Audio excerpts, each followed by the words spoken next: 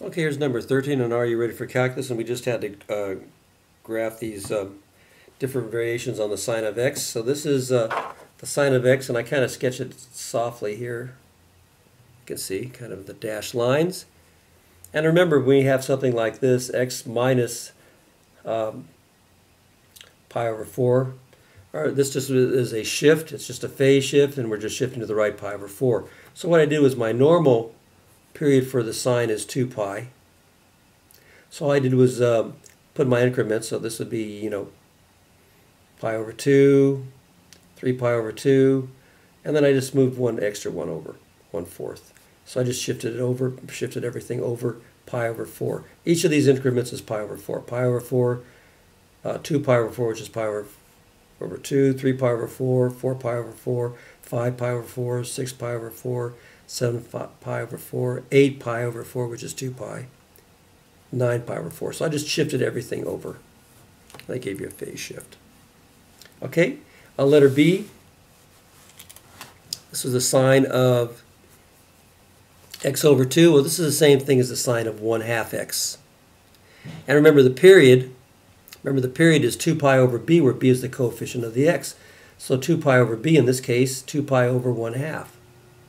Well, 2 divided by 1/2 is 4. Remember, 1/2 goes into 4 times.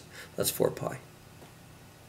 So that's my period. So again, when I drew my sketch, I basically drew my scale. So I drew 4 pi, which is a period. Then I divided it in half and divided each of those in half.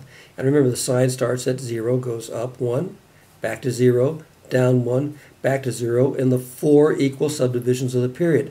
So the period is 4 pi divided into 4 equal subdivisions, or 4, 1, 2, 3, 4.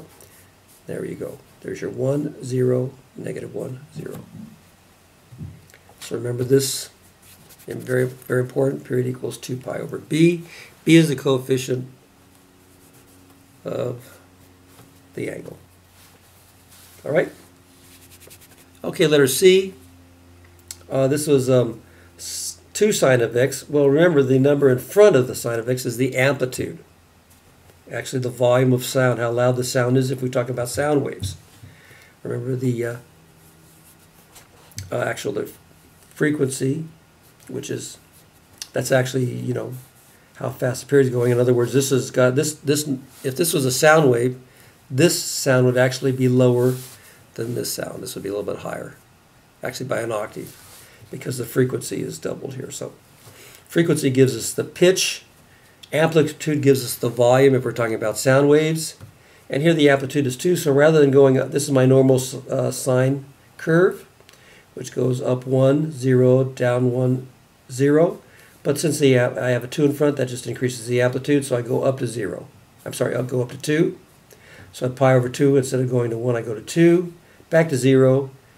Rather than going to negative 1, I go to negative 2, back to 0. So that's the amplitude right there, amplitude change. Now the cosine curve, they just wanted to graph the cosine. And this is basically what our cosine curve looks like. It started at 1, 0, negative 1, 0, 1. So the cosine starts at 1. The sine starts at 0. So you should know these.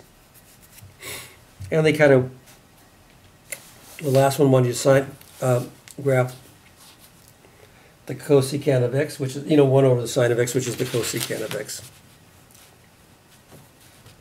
So in order to graph 1 over the sine of x, again, this is the cosecant, we start with the sine of x, and this is my sine curve. It goes to 2 pi, pi, 0, negative pi. Okay? And if we take the reciprocal, remember the reciprocal 1 is 1, 1 over 1 is 1, and 1 over 0 is undefined, so those are my asymptotes. So 1 over the sine of x is just going to be these little kind of parabolic shaped kind of curves, which are asymptotic to the pi, 2 pi, the y-axis, and the negative pi, because that's where the sine is 0. The sine is 0 here at negative pi, 0, pi, and 2 pi. The reciprocal 0 is undefined, so those will be asymptotes. So we use our sine curve, and then the reciprocal of 1 is just 1, so those are the points. So you can basically sketch the curve, which is the asymptotes, and then those reciprocal points. So that's 1 over the sine of x. So that should have been hopefully pretty straightforward.